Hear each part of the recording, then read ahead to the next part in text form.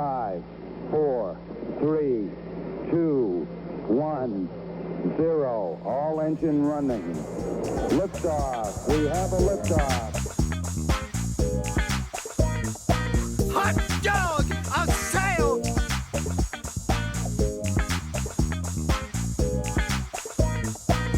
Jesus on the Buddha! I love you all!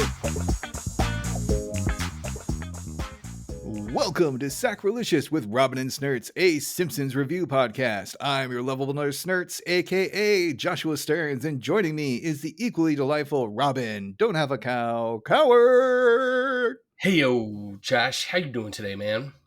It is a little windy, but it's okay. Weird bipolar LA weather that everyone's going to be like, what the fuck are you complaining about? It was 80 degrees and now it's 63 and windy. So that was kind of fun driving on the way to the grocery store there and back before us recording, because there was a lot of debris, and for some reason a crap ton of like promotional posters got set loose, and that's kind of scary because it actually could cover your windshield and be hard to take off versus like, you know, dodging a stick or getting pelted by leaves and flowers or some shit like that. So that was like, you risked your life, Josh, is what happened. Well, I needed food. God damn, I'm hungry. Yeah, and we are on episode 20, motherfucker 1. Absolutely. That's pretty good. Love it.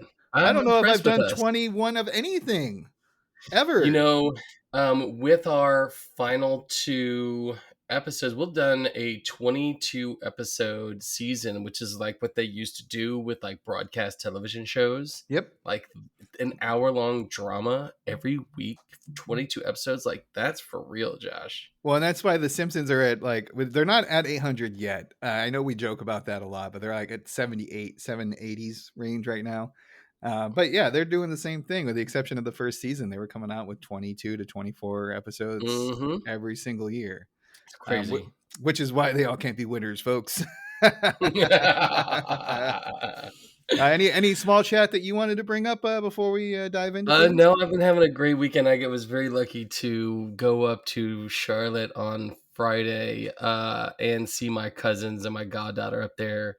Had a blast. And then I always go up for the Atlanta United, the Atlanta soccer teams, the second game of the season in Charlotte with the away Atlanta United fans, and we go up and got to go to the game yesterday. So my voice is a little gravelly because I was hollering quite a bit yesterday. And we lost. We got our ass kicked. But it was a really fun trip to see my family up there. Yeah, I mean, when you're hollering and crying, that's always a little rough thing on the vocal cords. Well, nice. If this is your first episode of Sacrilicious with Robin and Snerts, here's how it works. One of us will pick an episode of The Simpsons to discuss. We go through the plot, provide questionable impressions, and point out our favorite bits.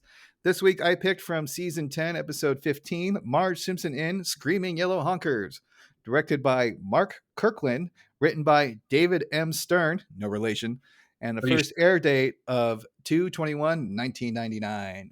You sure you got those right this time? Or I think so. Maybe. I don't know. I don't trust you anymore, Josh. I am also just kind of thankful for 2 last names that I could pronounce. Thank you, Costco.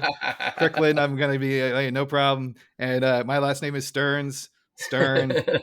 I think I handle it. I think I got it right this time. You gotta practice.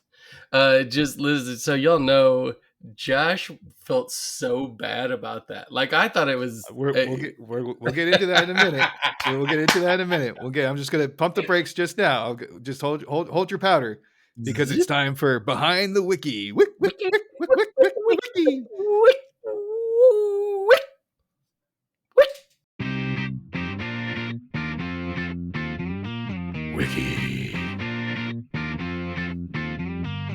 The idea behind this episode came from a study performed that apparently women had more cases of road rage than men. The fun part is I was like, okay, this is something where I actually need to check the sources on Wikipedia. Yeah.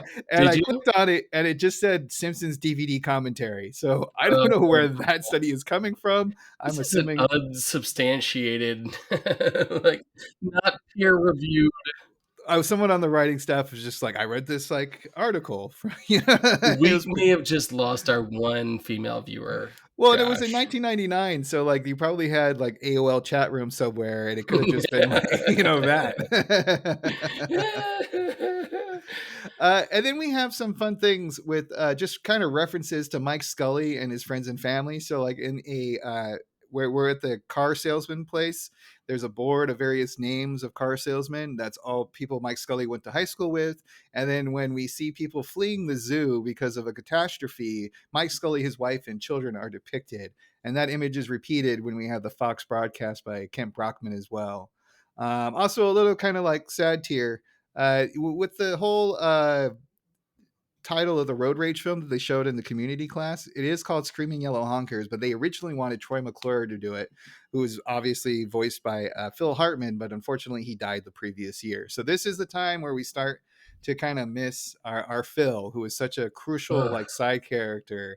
And you know, I won't lie that kind of just makes me a little upset, and I might be taking it out on this episode later.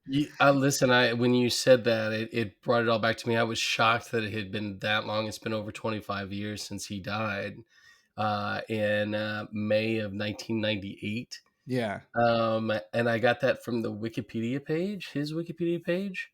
If you go there, the picture of him on that page is, I don't know, it's circa 1978.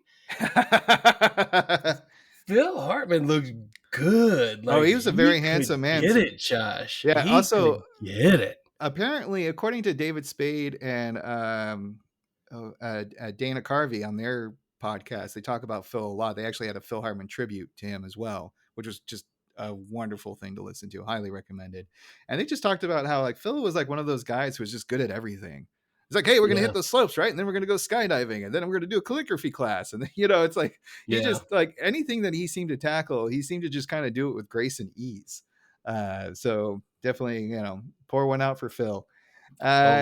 Also, final one for the behind the wiki is Hank Williams Jr. returns to sing the Canyonero tune. Canyonero. And this was originally from season 9 episode titled The Last Temptation of Crust, which is very funny because if I really had my shit together, Robin, that would have been the episode this week. And this brings me to Snerts confessional time.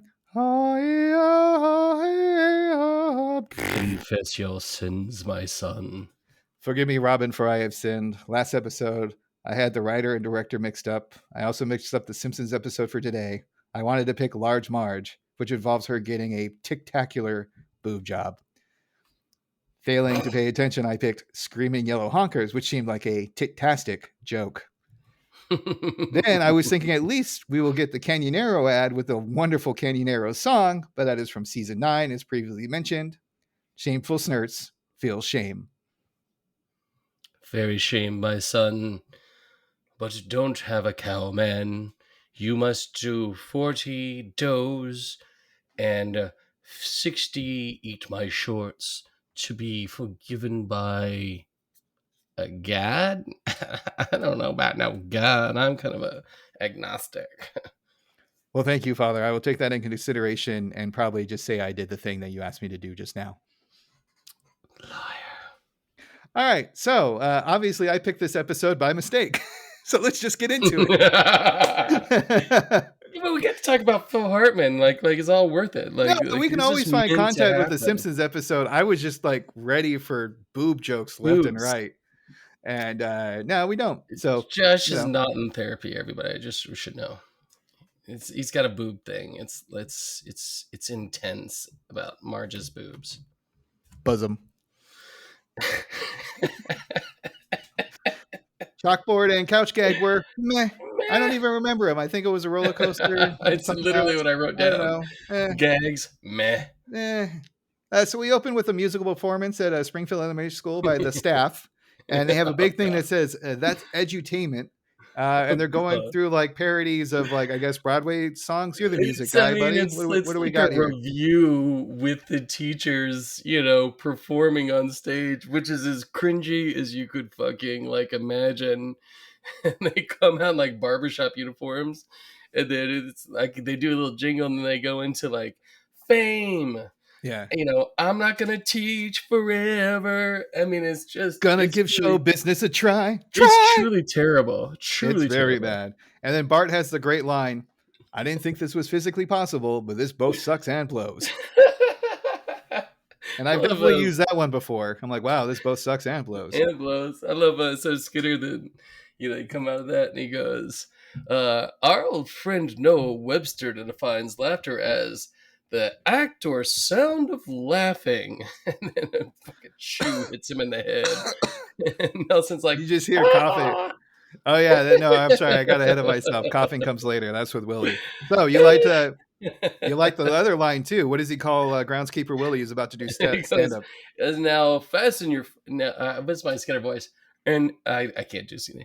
He goes, and now fasten your funny bones for groundskeeper, or should I say grinskeeper? Oh no, I'm sorry, groundskeeper was correct.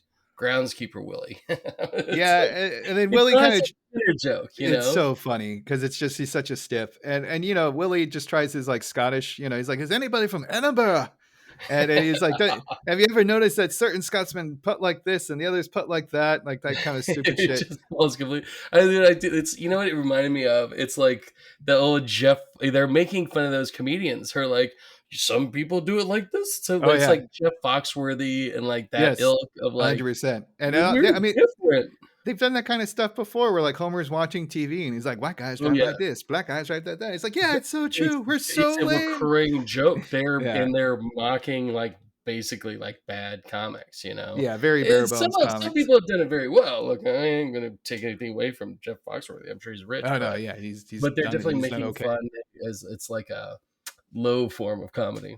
And then he actually does what real comedy is pointing out observations that are hilarious.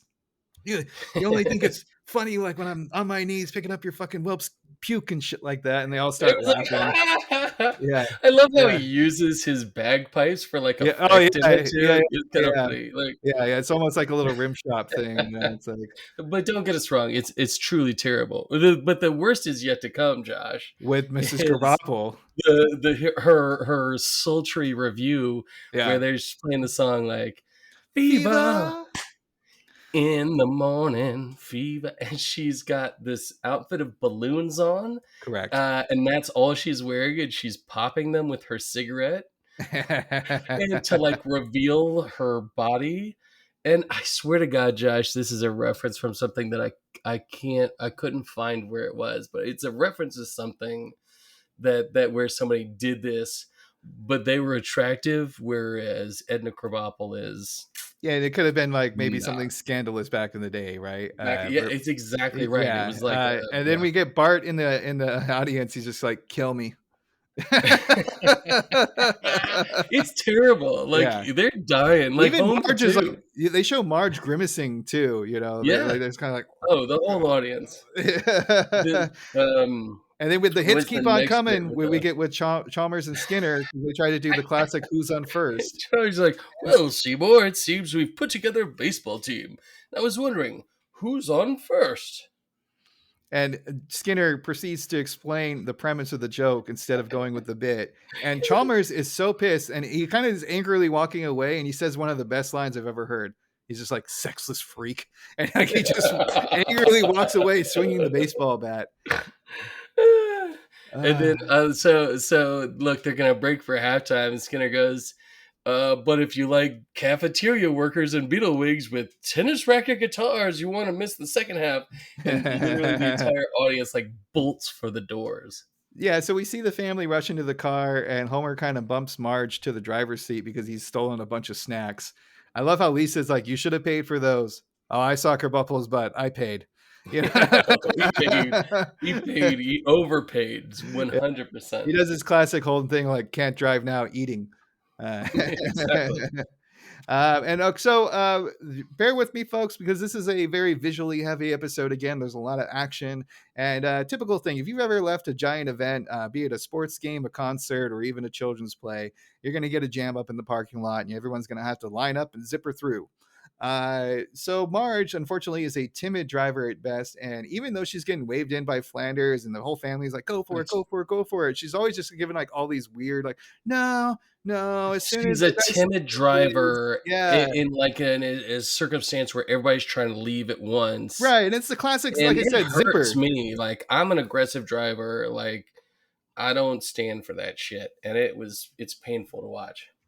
Yeah, I mean that's why you do every other car. Everybody just, it's an unwritten rule. Everybody just kind of It's knows. You go, called a I go. fucking zipper merge. Yes. Learn how to zipper merge, everybody. And if Please. folks were listening, you notice I said zipper through is a very clever way to recognize that phrase. Mm. Krusty pulls up behind them in a large SUV called the Canyonero. Canyonero. Yeah. Yeah. Canyonero. He honks his horns and I almost went into the song. Sorry. He honks and flashes his super high beams. He's a squirrel smacking geocaring driving machine. Canyonero. Canyonero. So basically, Krusty just dips the fuck out, drives over the parking playground, clears a wall, and goes off into the sunset. And I know He literally like drives straight over like an 8-foot like stone wall. it doesn't make any sense, but it looks great. They have a lot of like good top-down visuals of the driving in this episode. Absolutely. And I know you liked Homer's rant about the Canyonero. Because he's like he is Twitter pated like Enthralled. it's like, did you see that thing, Marge? So powerful, so commanding, so forceful and raw. Yeah, I love that because they have a visual gag of it popping a wheelie, and then a horse neighs as it drives across the sunset. And you like the lady goes, "It didn't ask, it just took." Yes, I love that line. That was my favorite. It's homoerotic. Homoerotic. Oh, Homer has a giant Homer boner for the for the Canyonero. Yeah. All right, so Homer heads to the OK Corral. That was a cute sign. It's not that funny, but it's just I missed that, cute. Josh. That's it's a good pun. It's cute, and to buy himself a Canyonero, yeah. And we hear the jingle over the PA from the last episode that it was in, which I highly recommend everybody listen to. It is one of the best things that came out of season 9. I don't know if that's a fact or not, but I'm at least maybe top 5. I could make an argument for. Definitely go watch that episode instead of listening to us or watching this episode. No, do both. Just keep this playing in the background as we need the plays, Robin. We need the plays. Just play it in the background. You don't have to listen to us, and then hit play again. And then say re-download and download again. Just inflate the numbers.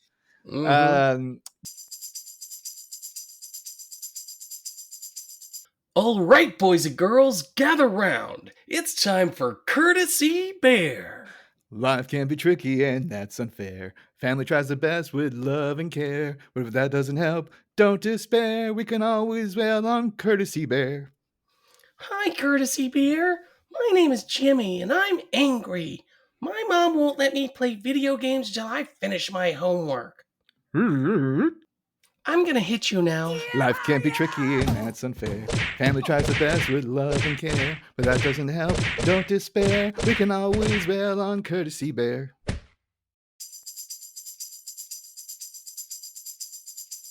All right.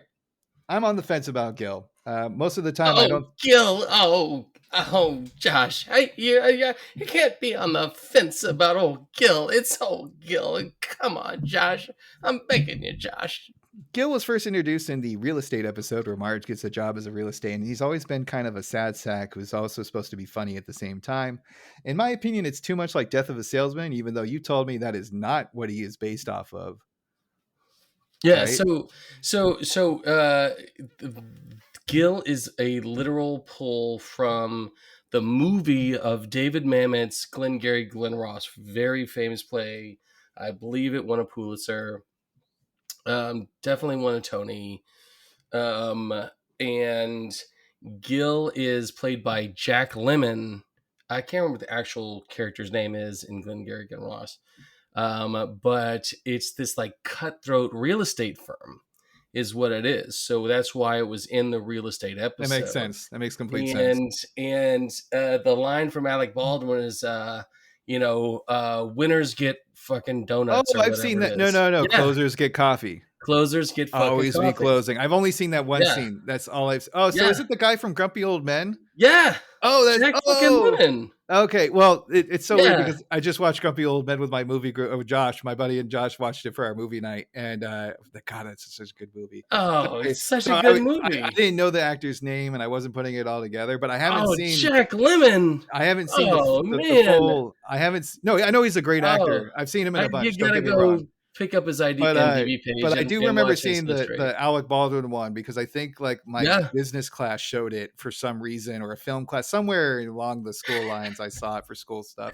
So Which is David weird. Mamet is famous, can be in the acting world where I lived for a long time, and in the actual dramatic acting world, David Mamet's what is it called, State and Maine is a must watch for Alec Baldwin in a David Mamet, and he plays this lascivious actor type that's just fucking funny. Okay.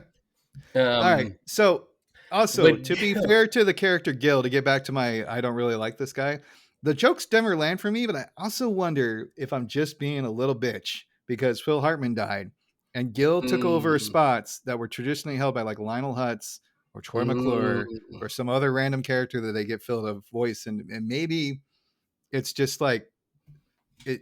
I don't know how to explain it properly. It's like it's just not like It's a an great association. replacement. Yeah, and Look, I don't know if that's fair to the character Gil. These things are subjective, I mean, Yeah, it's okay. and so But every I time think I the see him, reference, Josh, is of uber importance here, because I think getting the reference of the layered character sometimes, but I've never saw the movie Cape Fear, but Cape Fear is one of my favorite episodes of The Simpsons. I mean, So it could fair. work on the other side of the foot, But anyway, so Homer is an easy sell, and Gil is thrilled. Well, let me do. See, we've done all this thing. Let me do a little Gil here. Yeah, do it. Like, so Homer's literally Julian. He goes, "Go ahead, drool all you want. You can't hurt that finish. Now, rainwater, that'll strip it right off." I shouldn't have said that. Ah, Gil. And then Homer's like, "I want the red one." Yeah, can I buy that? Can I buy that? Like he's all like he's like prancing around like He's so like, giddy. "Ooh." He goes, you want to buy it? Okay, I'm gonna go put it up on the board. Right. And then it's sleazy other salesman. Stan is the other salesman. Which is again, it's a Glengarry Ross scene, is where he goes, "Let me have this sale." He's like, "No, wait, you can't take my sale. My life's gonna leave me if I don't start bringing in the green. Come on, let me have this one, Stan. I'm begging you. Look at me. I'm begging you, Stan." And then Stan goes to Homer, right this way. And now that you mention it too, that is an Alec Baldwin-esque design. Not completely the same, but like the black hair, younger Alec Baldwin before he started doing the SNL stuff and whatnot. But the rotary phone. The rotary phone made me laugh. That part was a good visual gag because it's a cell phone. It's a rotary cell phone. It's so ridiculous. Like, honey, you should have seen me with my life. No, I didn't close it, but I came so close. This guy. Wait, whose voice is that? Is that Fred? Ah, you said it was over. No, don't put him on. Oh, hello, Fred. He's just such a sad sack. I love it so much. Yeah, I just like put him out of his misery already. Just out back like Old Yeller. Like, come on. That's exactly right, but that's the point. Yeah, I get you. So then we get what I consider some repetitive jokes. Stan basically goes through like how the pain is shit, just like Gil did. And I was just kind of I was like, you're just repeating like car lingo stuff. And I get it. It's funny. Like we've all been like at a car dealership, right? Where they're like, he's getting taken for a ride, basically. You need the undercoat overcutting, you need the extra cup holders, you need the extra fluffy seats, parking under a tent, blah, blah, blah, blah, blah. And then they go into like same kind of fast fire jokes with the loan process. And the only one that I really liked from it was the CBP, aka crippling balloon payment. And then Homer replies, "Is like, but that's not for a while, right?" And Stan's like, "Yeah, right, yeah, of course, yeah." Where do I sign? Like, I mean, like Homer is he's got a bone. It's like I recognize all those jokes are clever, but I wasn't like laughing at him. I was just kind of like, yeah, okay, all right, get him out of the carb thing already. Come on. I mean, we've spent way too much time on the scene, honestly. Like, Well, we did have to go into a history of Gil. We enjoyed it. I mean, Yeah, that was great. That was more fun than the scene. Exactly. And that's why we're moving on. At the plant, Lenny and Carl see the Red Canyonero Homer bot, and they start catcalling it. They basically thought that he was one of those quote hot to trot soccer moms because he's driving the F series. The F series. Like for a female, I guess is yeah, why. Right. And also Lenny points out something that's actually a huge red flag. This is for the ladies, the drag queens, or anybody else who enjoys lipstick, because instead of a cigarette lighter, it's a lipstick holder. Yeah, he pulls it out. He's like he squirrels it out. You see lipstick in there. And like, also I don't know how lipstick works. I don't wear it myself, right? But wouldn't it melt in the car? Like if it was absolutely. Well, right? Like doesn't no, have to be tempered. My Like mom always had lipstick in the glove console box or whatever. Okay, Yeah, all right. yeah. I was just curious because I was wondering. I don't Anyway, know. so this is like classic Homer. Like can't be anytime his masculinity is questioned and people think that he is gay. And they definitely he did freaks the because they're fuck out. like, he's like, I can't drive this now. He's like, they're like, oh, sure you can, Dollface. Pretty thing, like you could do anything he wants. Like Classic ribbing, classic Yeah. ribbing of the guys. You know, Lenny and Carl are Lenny. So then and Homer, Carl. instead of going to work, or I'm sorry, Homer, not Carl. Homer, instead of going to work, drives home. Goes home. Just hit Marge's car. And I love how he's going through her purse looking for the keys. And he's like, lousy F series, fairly girly, fruity car. Classic Homer mumbling. Very funny in my opinion. And Marge calls out basically like you spent all this fucking money and now you can't even drive it because you're worried that your friends are going to be made fun of, you big sissy. Just like, why can't you drive the Canyonero? He's like, Marge, are you saying I'm gay? Because if that's what you think, then just come right out and say it. Yeah. And then so Marge actually gay. I think you're ridiculous, you know? Marge actually holds the line. Yeah. And then Homer gleefully like he's like, fine, I'm gonna walk. And then like as soon as like he gets out, he hotwires the car and takes Marge's car anyway. It's classic because he's wanders outside and you can already tell he's pretending to walk to the Canyonero. Right. And he runs over Hotwires and jumps in. He's like, sucker. Right, because he has his like kind of angry scowling face, and then he gets into like big lovable dog smile face. Exactly. Yeah. So Marge is like very like she kind of goes through. She's like, I'm not too sure about this thing, and they have very very well directed animated shots of various angles, reminding me of like Lord of the Rings, where like this is how you make a hobbit grocery shopping, right? And even though like with her tall hair, like Marge is a pretty large figure, you know, and but like they really show how her in the car, her hair's always peeled back, right? But like, so she's like, oh Lord, like how do I get into this thing? And then there's like a little ladder, and she's like, well, that's a nice feature. It's like a 4-foot ladder to get up there. The thing is huge. And then she's like, oh, not a lot of headroom. And then the sunroof pops up and her hair does a little She's going like, ooh. Like, oh. The kids hop in the back seat. And I'm going to do a little Easter egg for later. This is one of the only times we see Maggie in this entire episode. Like, including like from one scene to the next. Like she's put in the car and then we see the back seat and there's no Maggie. We didn't see her at the school play. We're assuming she was with Grandpa, maybe babysitting, or with Patty and Selma. Okay, I can kind of buy that. But I'm going to go. I have a little bit of a mystery that I need to solve, and I might have to call Scooby and the gang or just bug Robin about it. But actually, I got you though, Josh. I don't need Scooby, really, because I have friend on Steve. It comes with a 3rd row black hole. Oh, that must be in the F series. I didn't remember seeing that in mine, because mine, I obviously do not have the F series. You don't just throw babies in there. You can throw kids in there whenever you need them. What about small dogs? Small dogs? Most of the definitely the small. Okay. And the big dogs too sometimes. Big dogs too, cool. But the yappy fucking dogs definitely go in the fucking black hole. But they have a retraction method that usually works. So the unspaghettification? Yeah. Okay. Yeah. Cool. Well, I love how the kids just kind of hop in the back seat, like they know it's time to go to the grocery store. Like I don't know who locked the door. Man, whatever. Like, it doesn't matter. Why aren't they in school? Why aren't they in school? Homer's going to work. Like they should be. Like maybe. Listen. Yeah. Maybe it's summertime, and that was like the summer kickoff. Was the teacher, instead of a child event? Maybe Maybe they took them out of the school after that teacher event. It could be. Yeah. A lot of weird things going on here. But basically, everybody, like Lisa brings up, oh, like, what about all the accidents? I hear they're fatal. And Bart's like, yeah, for the other car. And Marge, No we SUVs. get a sweet, very sweet part here with Marge entering her name on the onboard computer because she's actually reading the manual before operating a vehicle. Who does that? Who does that, Robin? I don't. I just get in and I drive what's a like an manual? American. What's a I know. manual? I'm I have a it's manual Ameri- transmission. I have a this is manual America. transmission. I don't read no goddamn manual. Yeah, you can take your fancy education and cram it with walnuts, ugly. So basically goes, hi, Marge, where would you like to go today? And then she chokes up and says, No one's ever asked me that before, ever. fantastic. So it's a little sad. It's like, it is. Oh no, it's should we add that to our list? We know Marge should we add that to our list of things selfless. that are sad? Like we have our running doc. Yeah, exactly. We're gonna start like a running wiki of like Marge's childhood trauma. Yeah. So Marge is further impressed by fitting 35 grocery bags in the trunk. He's 32, but yes. 32, yeah. And then I love Lisa has a random ass joke. Why is Courtney Love on the Wheaties box? Pulls out this Wheaties, it is like Courtney Love, and Marge is like, oh, I thought it was Sandy Duncan.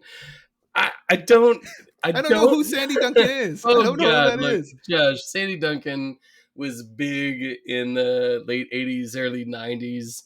And I think she was kind of like, I was thinking about this. I think she was kind of like the bad girl of popular sitcoms. Okay. She was in like Family. No, what was the one?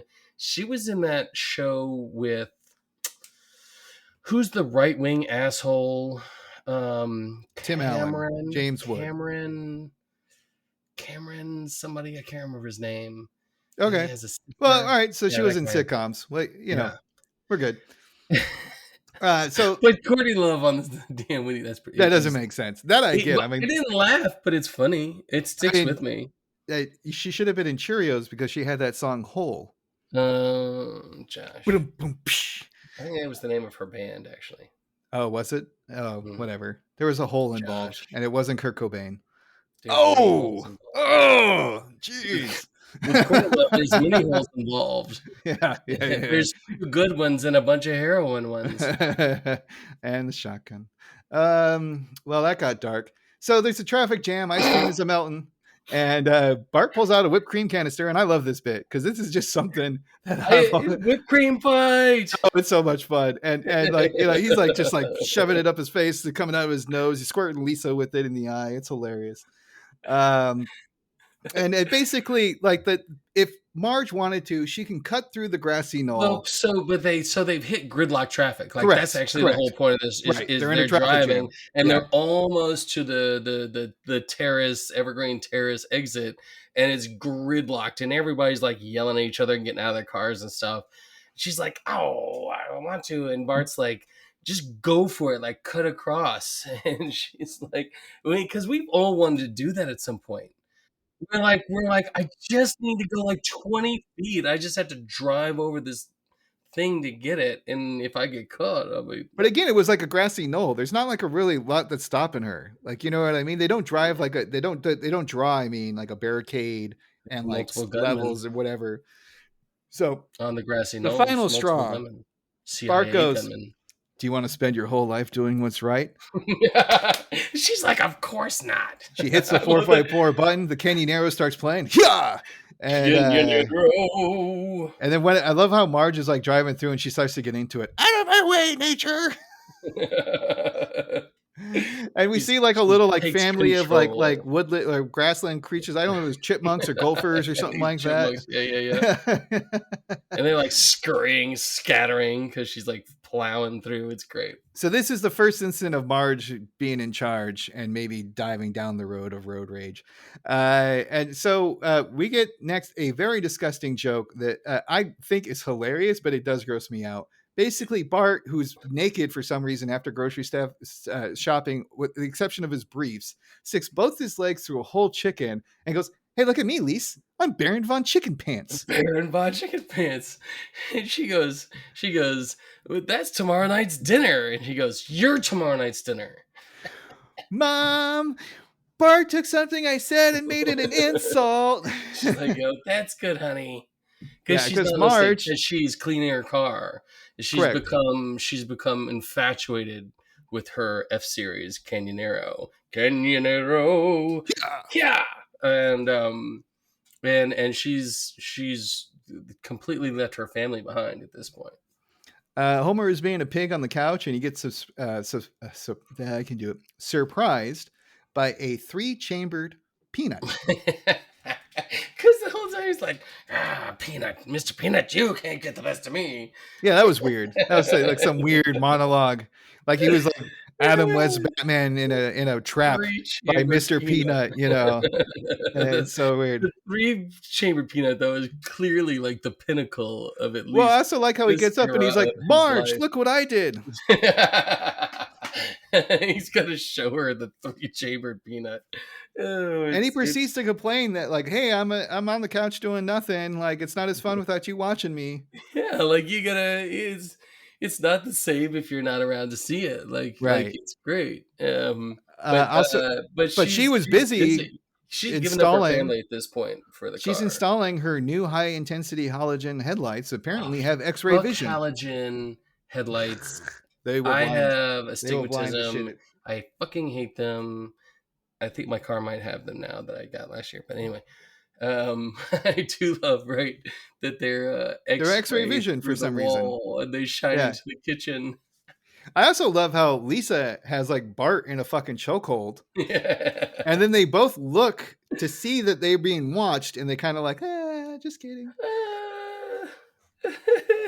And Homer's like, "Oh, please come in." What does he say? He's like, Maggie smells bad and the cat wants something, but I don't know what. And then we see the cat like banging the dish against the wall. It's just Homer being an asshole. And also, this confirms that Maggie is currently in the house. Yes, look, Maggie's somewhere. But she could be in 2 places or 1,000 places at once. We haven't seen her. Black hole, so but she's in the house as of this moment. Just know. But she's like, I'm almost done. But and she's gonna deal with it. But she's looking in, and Bart's now through the halogen headlight, like X-ray vision, rummaging through her purse, and she's like, Homer, go tell Bart to get out of my purse.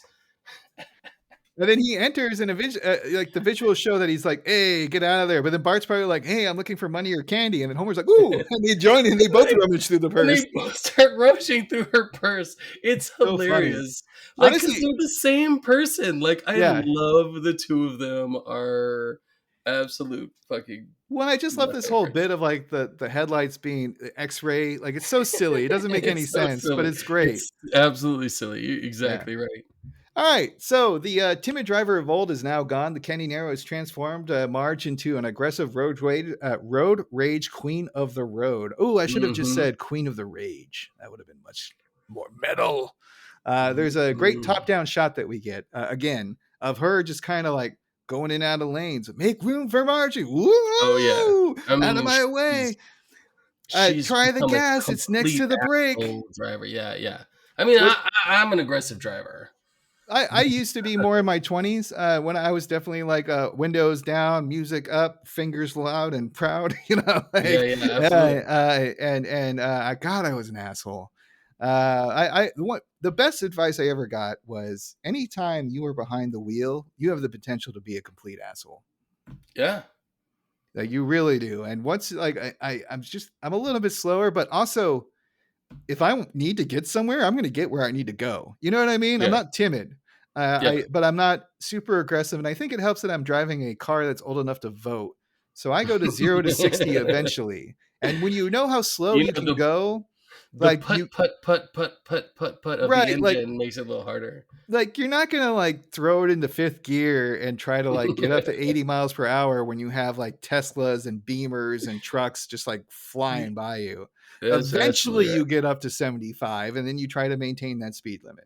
Well, the thing is, so like Atlanta has become very similar to like New York where like things just stop. And I love Marge's line because look, we've established that the location of Springfield is likely California or the West Coast at least. Oregon. Yeah. Pacific Northwest. Oregon. Yes. It's exactly. but she says, "Go back to New Jersey." Like I Right. lived in New York for Yeah. a time, and like Oh yeah. that was the road rage thing where you're like, you don't drive like a New York. Listen, New Yorkers drive better than any place I've ever been by a billion times. Really. Like Really. they will do things together. They communicate in their cars. It's fucking amazing. And so somebody doesn't do that in the heavy traffic, Yeah. go back to New Jersey. That's the call. I love it. My mom was born in New York, and we were there for a while, and she drove school bus. So like that whole Oh thing yeah. makes total complete sense. We would also say stuff like "Go back to Arizona," would be something out here. And I guarantee you, I have said every single thing Marge said in that scene at least twice. Go back to Vermont, you hippie. Oh yeah, come on, get out of the way, because I have a theory about driving. Anybody going slower than you is an idiot. Anybody going faster than you is an asshole. Thank you, George Carlin.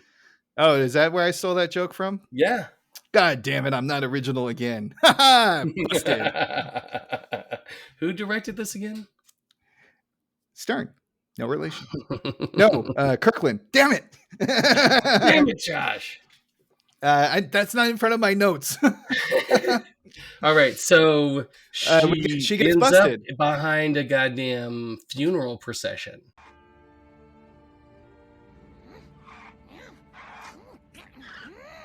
Come on, get that corpse off the road. The streets are for the living. And she's like, he's dead. Like the roads are for the living. I love it. Blows by it, almost hitting people. Wickham, oh yeah, like they're scattering. She's driving up on the lawn and everything. And then Lovejoy goes, Lovejoy is like, "Why won't you show respect for this box of bricks representing a man lost at sea?" It's an incongruous joke, and I'm not sure it's funny. I think it's funny that he's worried about the bricks being damaged more than the people on the sidewalk that she almost hit. Oh yeah, I think that's where the humor comes from. Where do we show respect? It's deep. Wiggum. We get some great Wiggums. We do get some great Wiggums. Any of the lines stand up to you when he's like, basically, Wiggum is at the head of the funeral procession and pulls Marge over. Yeah. He's, she's fucking driving like a fucking maniac at this point. Like where she pulls over, she's like, "What did I do?" Like the classic, like asshole. She's driver. very angry. Oh yeah. Very indignant. Absolutely. And basically he's like, you have a serious mental illness. The technical term is road rage. So I'll see you tomorrow morning at traffic school, Speedy. He goes, and you got exactly 5 minutes to get out and 5 seconds to get out of my sight, which is fantastic. You've got to she's got to she can floor it out of there. Yeah, exactly. And then I also love how he says, "Oh, why are the pretty ones always insane?" It's just like a throwaway. That's one of the great lines of this episode is, "Why are the pretty ones so insane?" And then we get Wiggum leading the traffic school in the next scene. And we basically, I love how he's like, "I assume y'all know why you're here." And someone just hucks a fucking chair.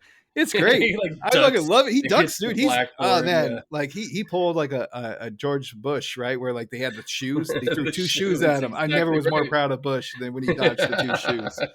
And he's like, "That's right. You're all angry, sick people."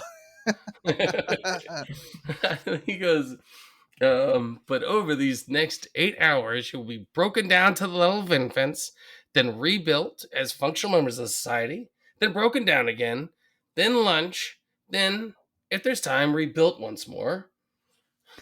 There's also this weird thing where like he puts on the film, right? And it's by court-ordered productions, which I love. Just very fun. And Kearney is like very dismissive of Sergeant Crew. Sergeant Crew is kind of like this very like dykish, tough woman. Yeah. I guess that probably wasn't sensitive. Sorry. Butch woman. Yeah.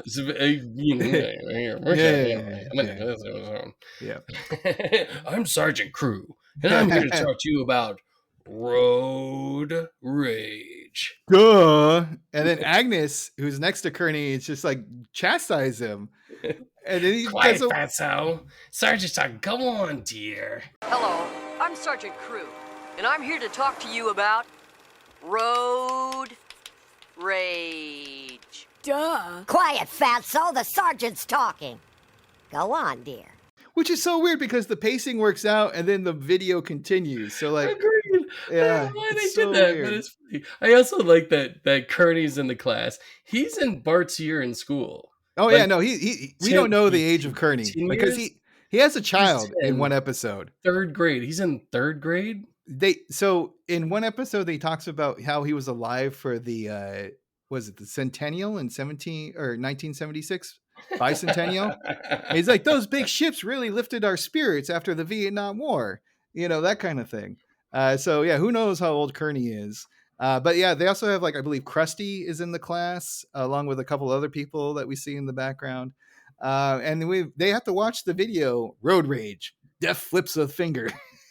I love Sergeant Crew. She's like, in these modern hectic days, of fast food answering machines and one night stands, people getting angrier. Look familiar? It should. And they show like you Someone throwing his lunchbox and then tearing his side mirror off and throwing that as well. There's a lady putting on lipstick and then talking shit when people drive by honking at her. There's an angry judge yelling, "I sentence you to kiss my ass." There's a astronaut like the dashboard with the dashboard. gavel. He's wearing his robe with his gavel. His robe. Yeah. And then there's an astronaut in full astronaut gear driving a convertible while wielding a golf club, and he's just like, she's like, look familiar? It should. Anger is what makes America great. But you must find the proper outlet for your rage. Like, fire a weapon at your television screen. Pick a fight with someone weaker than you. Write a threatening letter to a celebrity. So when you go out for a drive, remember, leave your murderous anger where it belongs. At home. It is so That's great. Terrible advice. It's like the worst thing you could say. With our current political climate, saying anger is what makes America great is so close to a Red Hat slogan. So fucking close. That it kind of hit me in a different way, even though I still love the whole safety video because I love those kind of parodies on this show. Absolutely. But sometimes life can be tricky, and that's unfair. Next up is Courtesy Bear, basically Eddie in a bear costume, and people beat him with 2x4s for 3 hours to get their anger out. And then I love the bit where Eddie goes, "Chief, can I at least shield my crotch?" Wiggum. Bears can't talk there, Eddie. So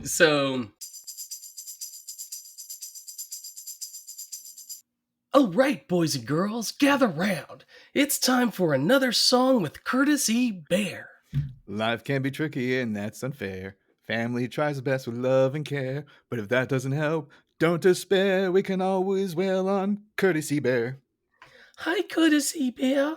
I'm Tammy, but I want to be called Tommy because inside I'm a boy. But the mean principal says I have to go to the bathroom in the corner of the schoolyard. I'm gonna hit you now. Life can be tricky, and that's unfair. Family tries the best with love and care, but it doesn't help. Don't despair. We can always wail on Courtesy Bear. Listen, I'm gonna bring some up because Eddie is like the third besides Lou and there is a theory that Eddie is actually Ralph's dad. Do you know about this? Oh no, that's weird. Oh yeah, well they have the exact same haircut. And there's multiple scenes throughout. I love that I'm introducing you to this. It sounds like some nonsense. Because it's become, because of what I've seen recently, so I've only heard about this in the last few weeks. It's likely like something we're going to need to explore going forward. That conspiracy theories are going to bust out my balls. Eddie is Ralph's fucking dad, which means that Eddie had an affair with Mrs. Wiggum, Yeah. Clancy, and Yeah. and is old Ralph's dad, and so Wiggum knows that, so he puts him in this courtesy bear costume and lets them wail on him with 2x4s. Starts to make a lot of sense. So just say it, Josh. Like it makes a lot of sense that old courtesy bear Eddie is like, "Can I show my crotch?" He's like, "Bears don't talk, Eddie." No, I'm still not high enough for this conspiracy theory. Sorry. Yeah, I tried. I really tried. I really thought I was going to go for it, but no. I'm not Oh, buying it. listen, you gotta It just look sounds at. like some Reddit rabbit hole nonsense. Oh no, man! You just gotta look at the picture. Tell you I'm what, a. you send me the documentation in an email, Oh, and oh, then we'll go from there. you Uh, gotta see it. but Robin, What what time is it, Chuck? Oh wait, no, that's not it. man, I just fucking love this next part. Agnes picks up a 2x4, and this actress does the most amazing scream I've ever heard. And it is just like it. If I was going into battle, like some Game of Thrones, Braveheart type of stuff, this is the woman I want leading me into battle with that cry, because it's gonna send fear down the bowels of our enemy until they shit themselves. Agnes has some damn violence so in her. good. All right, so then we go out in the parking lot after poor Eddie is beaten in a bear costume for 3 hours, and there's this very weird, awkward scene with Mo. Well, so Wiggum is like, "Hey, Marge, did you learn anything?" And she's like, "Did I ever?" And that herbal anger rinse just washed the rage right out of me. Like they did a whole herbal anger rinse. Throwaway Like, joke too. Yeah. But then Mo, like they're all like being nice to each other, and they're coming out Everybody's like super they really nice. changed. Yeah. Which will happen when you beat Eddie half to death. And Mo comes in, he's like, "Hey, remember Midge?" He always calls her Midge. I love the Midge too. I always love the Midge. You feel the need to rage, you call me, right? I won't even get sexual or nothing, unless that's what you want. Yeah. But that's not what you want, right? No. And she's like, "No, thank you." And then, so Mo. we get an impasse because everyone's too fucking polite now. And it's one of those things where it's polite to hold the door open, but if no one's going through the door, you're messing stuff up. It's not how it's supposed to work. It's like if like you wave somebody at a stop sign when it's your turn. Like don't fucking wave them. Why are you doing it? It's your legal obligation to go. Yes. If they go through without you going through, they could get a ticket. Like don't fucking wave people. The only exception I will give to that is because I drive stick and I've been on the hill with the stops, and I'm just kind of like, nah, dude, just go. Like if you go now, I don't have to come to a complete stop, and I can actually get through this fucking intersection right now. Yeah. But I agree with you. We don't need people like wait. I think it's a power trip too. I'm telling you, it's okay to go. It's okay. Yeah, like I'm being nice. Like, don't fucking be nice. Do what you're supposed to do. But it's Agnes and Kearney are like, no, you go first. No, you go first. No, you go first. No, you go first. No, you go first. No, you go first. And then Marge is like, what the hell? She's like okay, that would produce road rage in anybody. What would Courtesy Bear do? Cut to Eddie in the bear costume. Move it! I gotta return this suit. Move it! And I love how he's still in the suit. Marge has been given license. Oh yeah. She fucking throws it into reverse, runs over Agnes's car because Kearney's driving a convertible, so that would have been murder if they would have done it the other way. In the first scene going over the wall, it just drives right over it. But she kind of loses control of it, I guess. Well, she makes a quick turn because she's literally coming into head-on traffic for some reason. That's right. And then hits a speed bump, goes through the air, crashes through a prison fence, and then alarms go off. Everyone's out there. Wiggum comes over and is like, these guys are just one day away from being fully rehabilitated. And then there's a weird joke of like, job, Marge. These guys were one day away. Yeah. And it's like very weird thing too with chick dude. I don't care about that. That was just whatever. Yeah, that's true. For me, it was Wiggum trying to tear up the license but couldn't. But Marge easily could. He's like, you're losing your license, And he's like, I can't tear it up. I have stubbly fingers. Stubby fingers. Then Marge is back at home bitching about the situation, and I love like this whole, it's kind of like setting up the next plot point. Well, I And love the first line. She's like, how could they take away my license? It feels like I lost a limb. And Homer goes, well, that's a turnoff. And then, of course, Homer takes it too far because she continues to like berate him for being like a pussy driver, basically. Lisa's like, come with us because they're going to this wild animal park. Yeah. Lisa's like, why did you come with us? And Marge is like, your father drives like an old lady. And he goes, well, at least I've got a license. And old ragey Marge is not happy. Just let the record show, no sign of Maggie anywhere. No. She's in another dimension at this point. So the Homer and the kids, minus Maggie, go to the Wild Animal Kingdom Park where you're born free, then caged. I don't know why I find that so funny. It's funny. It's great. Also, I don't know, like we've already been on a lot of tangents and we're going along anyway because I've been sipping too many things. I love zoos. I like zoos. I know they're animal prison, but like I really like them, and they have some good programs that they do to like keep these animals alive who couldn't survive in the wild and whatnot. But some of my fondest memories is going to the LA Zoo with my family back in the day. Listen, if you have young kids too, like it's one of those activities that's great for young children. Yes, like everybody just run around. You're outside. You know, it doesn't cost too much, and they freaking love seeing the animals. But so even when they're being boring. Like I probably have like 3 good zoo stories. They're not doing anything. Yeah. Like he's like yelling at them, do something. Right. So like basically you've got your typical zoo experience is it's like the tiger. Animals are sleeping or they're walking around or they're barely grazing. Like they're not excited because they're in zoo jail. It's almost like if you want to go watch San Quentin, you're like, well, why aren't the inmates more active? Okay. That's weird.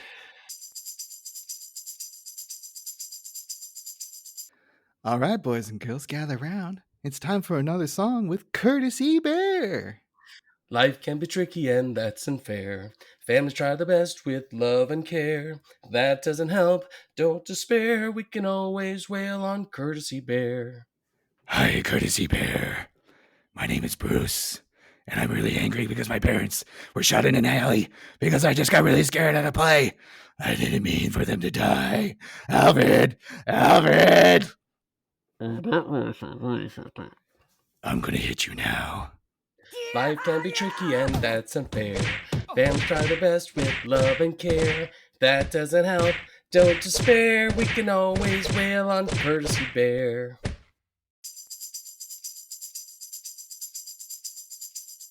I love how,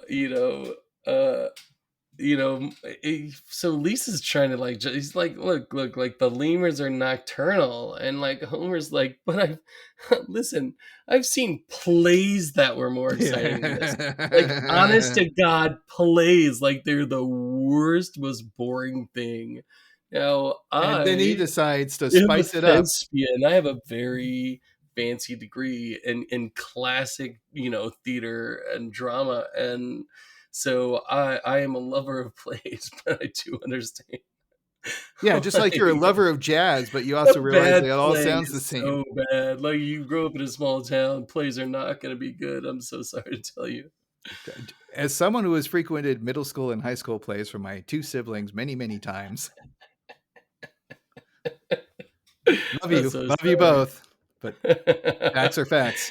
So Homer goes, don't worry, honey. Daddy will fix the broken animals. And like takes a slingshot and he's gonna wake them up with the slingshot. And he's like, no. So Homer fires, hits the lemur, which bites a kangaroo, which kicks a rhino, causing a stampede. The rhinos break out through a chain link fence. Cut to a Aussie zookeeper saying, I told him a chain link fence wouldn't hold those rhinos. Oh, wait, no, I didn't. I meant to tell them. Like Homer's like, Lisa, here's your slingshot back. Which is a Slingshot. cute little, like, oh my God, like, why is he giving I it to didn't do Lisa it. thing? That's very funny.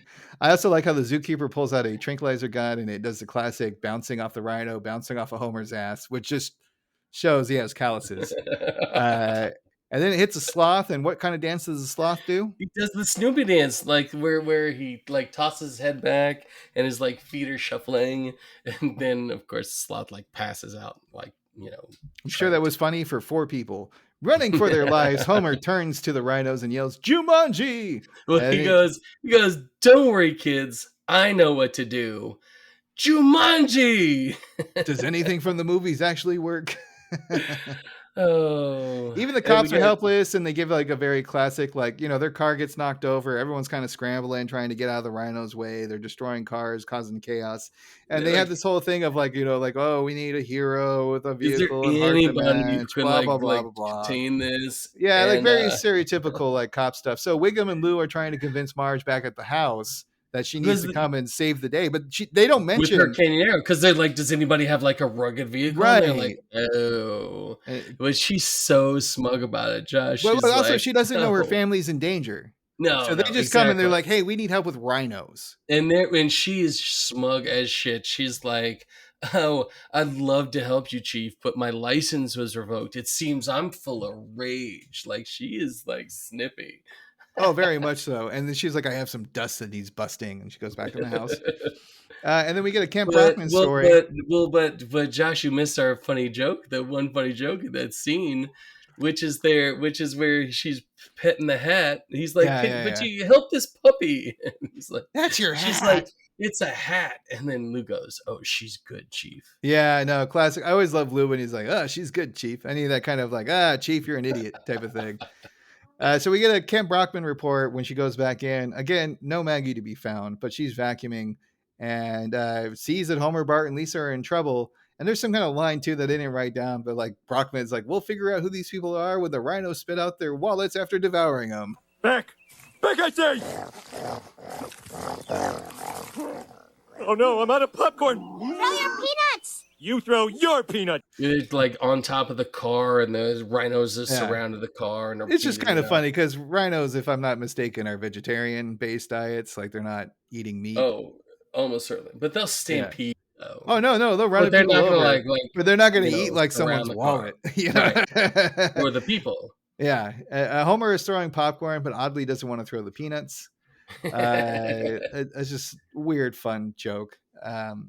All right, so Marge comes rushing in. She's basically saving the day by hurting the rhinos, and you love the joke, the visual joke.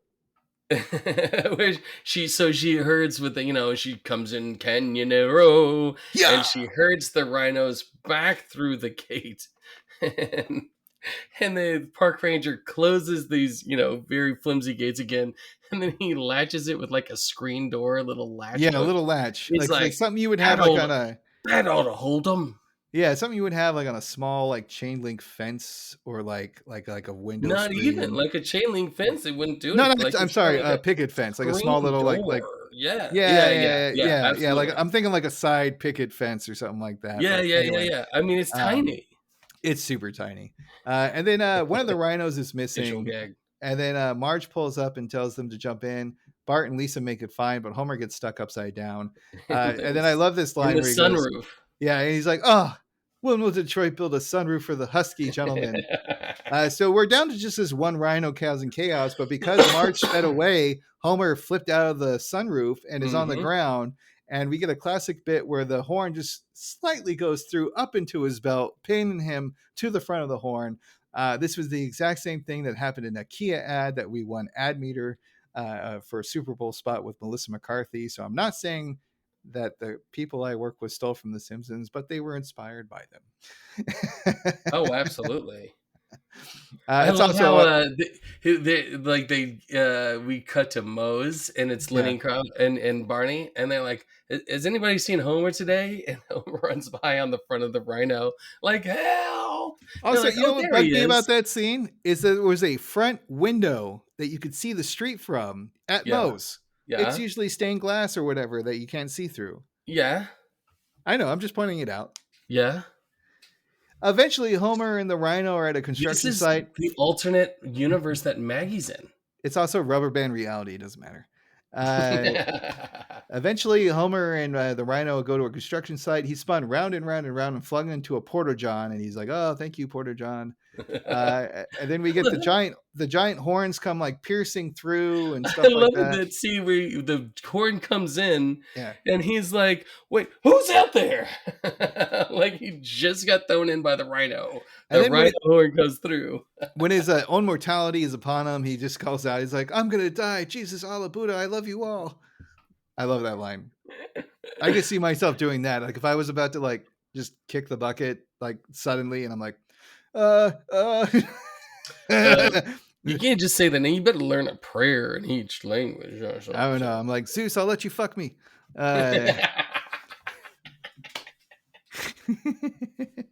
Oh, thank you, God. And thank you, Porta-John. You really saved my... Ah! Marge comes in and she's basically goes through an off-road obstacle course. This is again a very visual thing. Like it she's going over the river and through the It's woods. like a Range Rover ad, yeah. Yeah, it almost reminds me of the final level of like or the final section, I should say, of a Paperboy level, where you're going through the construction site and you're jumping through stuff and whatnot. Yeah. And I love how like she's trying to have like a runoff, and the Rhino is charging towards Homer, and she's trying to catch up on the Canyon. Yeah, and she's not gonna make it. Got to go with Plan B. So she goes 1, 2, 3. Bree! And she turns the vehicle over. It flips over, catches fire. The Rhino gets tired of Homer and starts to stampede it out. So Marge has saved the day, and she goes over to Homer. This is one of her favorite jokes, where she goes over to the thing. It says, "It's okay, Homer. You can come out of the Porta-John now." And he's like, "Give me a minute." And then he starts pulling the toilet paper. Because they have a very lovely animated section of the toilet paper kind of being bent over but still connected to the side. So he basically does the classic like you're a cat with the toilet paper roll and just spins it in. It also makes me wonder if he shit his pants or if he had time to take them off. Oh no. He has, now that he's saved, decided to go ahead and do a little business in the Porta-John. I mean, it's probably better now, because like I have to say, if I was near a death experience, that's why you wear the brown pants, as Deadpool would say. Listen, if you want to take a crap in a Porta-John that a Rhino horn is like made huge holes in, then you go ahead. I'll support that. I'll support you on that. So who does Marge credit from Dateline, giving her the info that's needed? So we get this final scene where they're like, "How did you know how to do that?" And she's like, "Well, I was watching Stone Phillips." And he says, SUVs always roll over when you turn sharply, and the gas tanks explode at the drop of a hat. It's like, and she I love knew I love how the zookeeper is just like, "Wow, this Stone Phillips sounds like quite a bloke." What television network is he on? Like, why NBC? It's a weird ending. They're NBC. Like, why NBC? Of course. NBC has lots of great shows, and their news and sports coverage can't be beat. I love that line. I love that line right there. Their news and sports coverage can't be beat, because that's a dig. That's a definite dig at Fox. And Wiggum's like, "Do you think there's anything on NBC right now?" Right. And they're like, "I'm sure of it." And Marge is like, "But there's only one way to find out." Cut to black. Cut to black. Then we get the credits, and Homer is being held under duress, reading a statement praising Fox. Do you have it? I have the last line ready to go. But do you have anything from the beginning? He goes, "I'd like to read the following statement, but it's under," and then a gun cocks, instead of duress, it's "my own free will. It has come to my attention that NBC sucks. I apologize for misleading you and urge you to watch as many Fox shows as possible." So in summary, NBC bad, Fox good, CBS great. And then you hear multiple gunshots. And then a body hits the ground, and you hear another 3 gunshots. It's hilarious. I love but it seems clear that they did not know how to end this episode. Well, and I believe that they mentioned, I don't know if you saw the commentary or not, but that was my understanding of it based off of the wikis that I read, is that they What was weren't that? really sure how to end the episode. Yeah, So they just kind of totally. did that. And as I stated at the top, the executives at Fox were very, very pissed about the network joke that they had originally written. So they did the second joke behind the credits to appease Oh, them. I got you. Yeah. Yeah. Listen, I guess this is about the time when Fox had actually become a major player in This the network 99, right? wars. Yeah. 99. Yeah. And so they had started to come in with shows back then that were doing very well. And they had X-Files at this point, and they had other shows. Well, And and then they probably already secured some kind of NFL rights, I believe, because football and Fox seem pretty hand in hand for a long time now. I don't actually know the answer to that question. Yeah. Because Anyway, it was but yeah. I mean, it's just something like I said, like they were like the oil companies back then. Like sure. you didn't mess with them. Like they would fucking like kill you. Like But it also shows that Fox, is always open to be made fun of themselves. yeah, For everything that they do, they've had a show that consistently makes fun of the network that they are on, yeah. and they've rolled with it. Matt Murdock They shows aired up it still. on the Super Bowl episode. Yeah. He shows up on the Mission and Impossible, Missionary Impossible episode that we did. And it's just like, that's not nearly enough. That kind of thing. Yeah. Oh, all right. Robin, do you hear that sound? What's that, Josh? Well, you know what time it is. It's the Crusty brand Seals of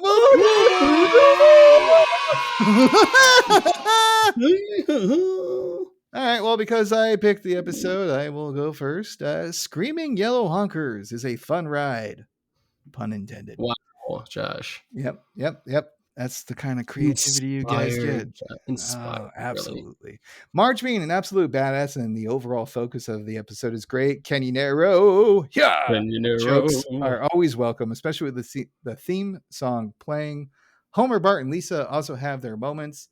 I hope Maggie is somewhere safe and wasn't forgotten at the house. Okay, to recap, no Maggie at the play in the beginning with the teachers. We get a little bit of Maggie going to the grocery store, and that's the last we see her. So is Grandpa coming in? Do we have Patty and Selma? Could be. We don't see Grandpa either. Does Maggie just kind of fuck off into a black hole that was in the Canyonero that we'll never see again? And in that case, how do we get her back after it was flipped over and caught on fire? Huh. I mean, there's Professor Frank. She could also have been at the Ayn Rand School for Tots. So, lots of possibilities out there. You know what we know? She wasn't at the Flanderses because when she goes to the Flanders, like she gets a taste of a real family-loving family. Right. And they had to get her the hell out of there. Yeah. I wonder if they just dropped her off at the old folks' home and said, "This is for Grandpa." And then all the grandpas were like, "Look, a baby to play with." Listen, she's at an old folks' home. She can get changed. She can get fed. Applesauce and mushed carrots and a diaper change. That's all you need. So I can't put my finger on it. Maggie jokes aside, that was just me being silly, folks. This really isn't weighting into my score, but I don't know why this isn't a higher score for me, because it's fun. I like the Marge plot. I think it's great. The jokes land plenty. The fourth act is packed, yet it's easily forgettable. Like one of those, oh yeah, this episode. So I'm giving it a 3. Yeah, look, I'm with you, and I have the same feeling, phrasing in a different way. I find this episode to be very memorable, but I don't find the jokes to be terribly funny. Oh, there you go. Too dry? Is it too dry? Yeah, for you? It's it is like a lot of the pieces, the show with the teachers, it's pretty funny, but you have to kind of reach for the jokes. Like the whole going to the store thing and driving across the thing to go home. I remember it vividly because I think that's a thing that we all want to do is just drive off the road when it's gridlocked. And so I find it very memorable, but it's just not that. I don't think it's very well written, terribly, terribly humorous in those moments.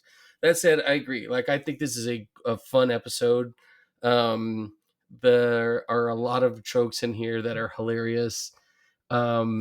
Somehow it's canon for me with the Canyonero. So I gave it a 3 as well. I think that'll change when we watch The Last Temptation of Crust. Yeah. Because I think it'll just come back to you. Because Krusty becomes like an indie comic.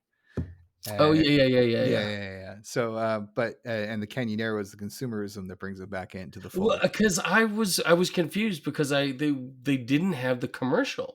Correct. In this one. That's what you were thinking was of. Right. No, the same. Canyonero episode, and it wasn't until you told me today that it's not. I was like, oh, that makes a ton of sense. And that's also why I had my Snerts. That's why I had my Snerts confessional at the beginning. I was just like, I'm sorry. You better do your doze. Yeah. And eat all right, your short. well, that's a wrap for Sacrilicious with Robin and Snerts. We hope you enjoyed this episode. If you're feeling generous, then please just watch and listen. Actually, there's nothing to watch. Just listen. And if you want to hit a button that gives us some reviews, that's cool too. We are currently on Spotify, YouTube, and Apple Podcasts. Snerts shoutouts. Gravity, thanks for holding it down. Zombies, everyone's favorite thing to shoot in the video games. Government workers, thanks for holding it down as well. For as long as you can. Stay strong. God damn it. And also, Dr. Moxford, the reddest fan of them all. Doctor. You want to hear more from your old pal Snerts? Then check out the PlayStation Experience on your podcast platform of choice. I can also be found on most of the things at Lord_Snerts. Robin, any intros, outro? Any outros? I'm leaving that in. You did a little gill there. I don't know if you know. You're like, please just listen. You don't even have to listen. Just play it on a computer you're not using. Come on, my wife's gonna leave me there. Well, I know who's doing the next pandering for reviews. It's going to be my buddy Robin as Gil. Please, come on. Give us a review. Drop a like in there. I wouldn't be a fan if I didn't leave a review. What the hell are you doing, people? Get the fuck out there already. Jesus Christ. This is a silly episode. And it is a very long, silly episode, folks.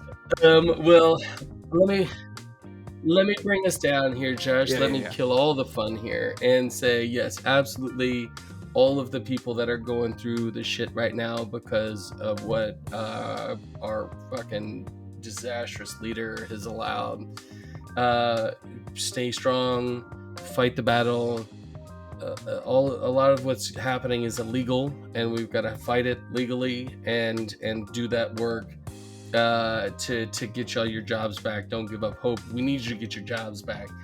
And it's time for us to start organizing. And if we start walking in going outside and showing signs of force as a group, that we're not going to stand for this, it's going to help. So I want to give a shout out to one of my great friends here in Atlanta who has always been there. In Atlanta, we've been a huge, cop city in Atlanta to train cops and shit like that in the middle of fucking Atlanta instead of putting it out in the boonies where they should, using a prime real estate. And he's always protested these things and been out there and stood on the lines. Let's do that together. And so I want to give a shout out to my friend Brandon. He's going through a real tough time right now. But he's fighting for y'all. So sending good thoughts his way. And we're better together. And because we're going long already, I will recommend a new episode of the Delvin Cox Experience with our buddy Jason coming back and talking about their thoughts on the first 30 days of the Trump administration. So Robin, is he the one that did Project 25? No. Yes. The same gentleman who was talking about Project 2025. The way you said "do," I was like, no, he didn't create it. He's a good guy. All right. Yeah. Well, let's get back to some fun, because our next episode will be coming out on March 23rd, and not only is that my late father's birthday, it is the final episode of the first season of Sacrilicious with Robin and Snerts. And we picked Who Shot Mr. Burns Part 1. Yep. We're Absolutely brilliant. I'm really hoping, I haven't done the homework yet, but I'm hoping to dive into the history of, to my knowledge, the only two-parter of the series. The competition that occurred the summer between the end of season 6 and season 7, and maybe look into what Josh Weinstein and Bill Oakley had to say about it, because I'm pretty sure they were the figureheads at the time. So we're going to try to give it out with a bang. We are going to try to make the March 23rd date for sure. And so just to let you all know, like, if you thought this one was long, wait till the season finale. Listen, don't forget to tell them we're going to start our next season with part 2. So it's going to be a 2-parter episode for us as well. What? Oh yeah. my god! Who thought of that? Shit, Jack. What? No shit. What a fucking genius! We're so fucking clever. Well, until next time, people. Smell you later, true believers. I can't believe that replays goodbye.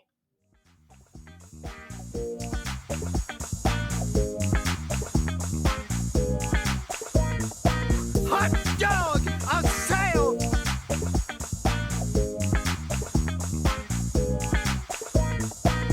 Jesus on the Buddha! I love you all! Tranquility Base here. The Eagle has landed.